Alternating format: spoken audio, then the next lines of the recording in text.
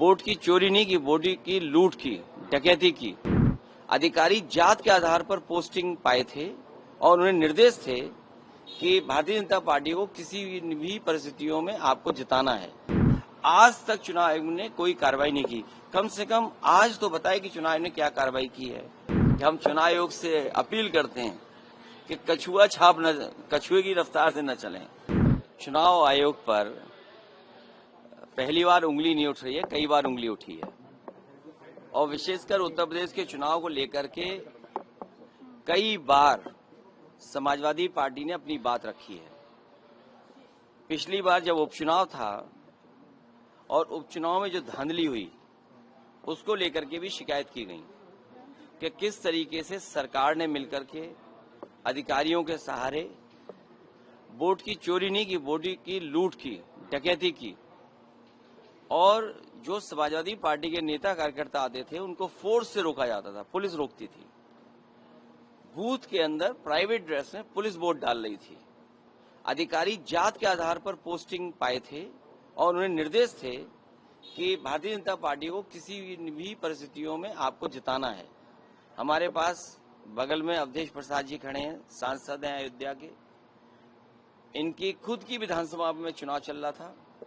इतना भारतीय जनता पार्टी को कभी भी उस विधानसभा में वोट नहीं मिला। जीत हार अलग होती है, लेकिन इतना वोट पार्टी को कभी नहीं मिला। लेकिन बेईमानी कर करके बड़े पैमाने पे हर बूथ पर जात के आधार पर अधिकारी लगा करके, जात के आधार पर पोस्टिंग दिलवा करके वोट की लूट की गई थी। और उससे पहले 2022 के चुनाव में जब समाजवादी पार्टी ने, और मैंने खुद आरोप लगाया था कि जानबूझ करके समाजवादी पार्टी को वोट काटे गए, डिलीट किए गए, तो चुनाव आयोग ने नोटिस दिया। नोटिस के जवाब में मैंने 18,000 ऐसे वोट जो डिलीट कर दिए गए थे, 2019 में उन्होंने वोट डाला था, 2022 में डिलीटेड हो गए थे, जबकि वो वहां मौजूद थे। वो 18,000 वोट की हमने सूची दी थी। आज तक चुनाव आयोग ने कोई कार्रवाई नहीं की। कम से कम आज तो बताए कि चुनाव आयोग ने क्या कार्रवाई की है। क्या वो भी जो दोषी थे उनके अधिकारियों के खिलाफ कोई कार्रवाई की गई हो। एक तस्वीर है जिसमें पुलिस का अधिकारी सीधा रिवॉल्वर तान करके रोक रहा है वोटर्स को। रामपुर में जब घटना हुई तब भी हम लोगों ने शिकायत की कि रामपुर में किस तरीके से वोट रोके गए, लोगों को घर से नहीं निकलने दिया। वो वीडियो विजुअल्स है सबके पास, लेकिन कोई कार्रवाई नहीं हुई। सरकार बीजेपी की है लखनऊ में, सरकार दिल्ली में बीजेपी की है। हमें उम्मीद है कि कर्नाटका में कम से कम सरकार कांग्रेस की है। ऐसे अधिकारी जिन्होंने वोट चोरी कराई है, वो बीएलओ हों, एसडीएम स्तर के हों, जिलाधिकारी के स्तर के हों, उत्तर प्रदेश में सरकार होती तो हम लोग कार्रवाई करते उन अधिकारियों पर। हमें उम्मीद है कि कांग्रेस पार्टी उन तमाम अधिकारियों के खिलाफ जिन्होंने वोट चोरी करके वोट चोरी में साथ दिया है, उनके खिलाफ कार्रवाई होगी। और जब कभी समाजवादियों की सरकार बनेगी, और हम उम्मीद है कि हम चुनाव आयोग से अपील करते हैं कि कछुए की रफ्तार से न चलें। इधर तो फास्ट ट्रैक बन गए हैं कोर्ट्स। फास्टेस्ट ट्रैक कोर्ट में कम से कम फैसले हों, निर्णय हो, जिससे लोकतंत्र बच सके।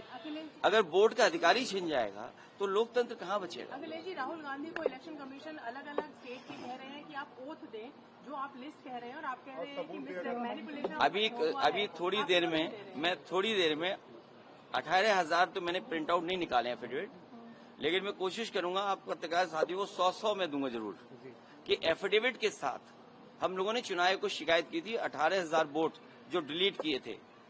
तो पहले इस पे कार्रवाई कर दे चुनाव आयोग, ऐसे दोषी अधिकारी उन पे कार्रवाई कर दे।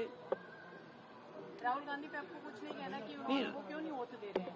नहीं, वो कांग्रेस पार्टी और राहुल गांधी, क्योंकि ये एक्सरसाइज इसके बाद होगी, उनके कार्यकर्ता लगेंगे और ऐसे वोट जो निकाल दिए गए, डिलीट कर दिए गए, उनका एफिडेविट लेके आएंगे। हम भी एफिडेविट लेकर के आए ना।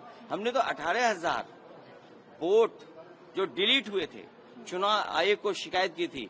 चुनाव आयोग ये बताए कि उन अधिकारियों के खिलाफ क्या कार्रवाई की है कि जब 18,000 वोट डिलीटेड किए गए थे, डिलीट हुए थे, उनका बाकायदा एक एक का मैंने एफिडेविट दिया है हर वोटर का, उसके खिलाफ क्या कार्रवाई दी? अगर उसमें कार्रवाई नहीं हुई है तो कांग्रेस पार्टी के राहुल गांधी पे क्यों आप पूछ रहे हो कार्रवाई होगी कि नहीं होगी? सर, आप लोग अपना नाम भेजेंगे, लिस्ट भेजेंगे जो 30 लोगों का नाम मांगा गया 30 है? में तो हम होंगे।